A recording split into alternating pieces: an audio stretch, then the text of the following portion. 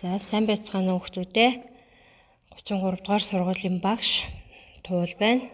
За өнөөдрийн хичээлээр 5 дугаар ангийн параллел зөвлөлт хичээлийн баттгал хичээлээр жишээний бодлогон дээр ярилцгаая.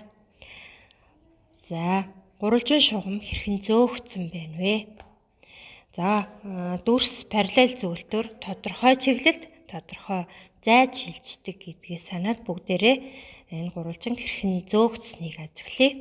За гурвалжин шугам шулуун шугамын дагуу 2.5 см зайд зөөгцсөн байгаа жишээг бүгдээрээ харлаа.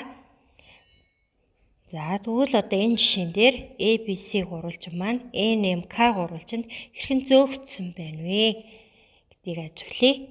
За параллелаар баруун гар тиш 3.5 см зайд шилжсэн байна.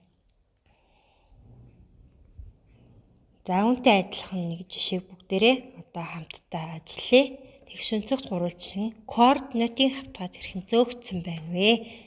За ABC гурвалжины хувьд A1, B1, C1 гурвалжинд хэрхэн шилжсэн байна вэ?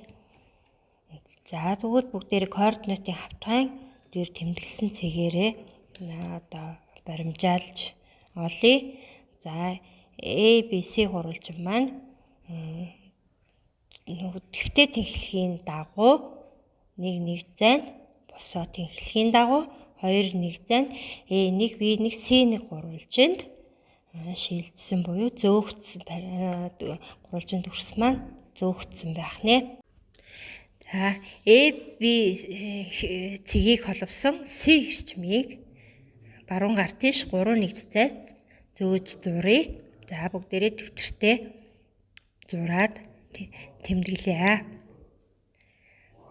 За AB цэгийг холбосон C эрчим маань C1 эрчимд баруун гар тийш 3 зайд шилжсэн байна.